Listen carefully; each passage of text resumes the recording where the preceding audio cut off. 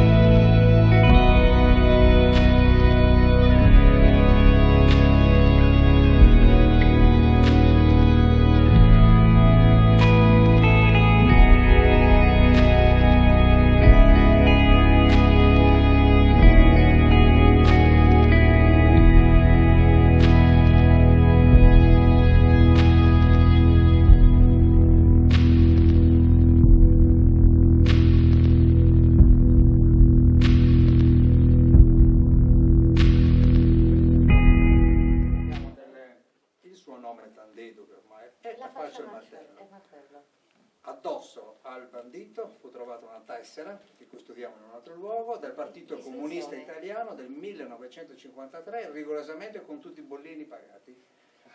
Bandito sì, però. Non intestata a lui, ha un prestanome, però poi quel nome riportato su quella tessera fu oggetto di perizia calligrafica, perché già in quel periodo si pensava, Tandedo è uno degli autori, ha partecipato anche al sequestro dell'ingegner Capra, che in quel periodo. Caspita. E questo è un reperto che è derivato da Cladodo, sì, è proprio seccato, lo manteniamo. E lo mantenete, sì, si conserva. Della cortina della stazione Carabinieri di Orgoso, e fu fatta qualche giorno dopo quel famoso episodio di Morgogliai, Cacciagrossa, dove Rai 1 qualche anno fa ha realizzato un film, L'ultima frontiera, nel 1943 a Macomer, mentre... Luserna. Esatto.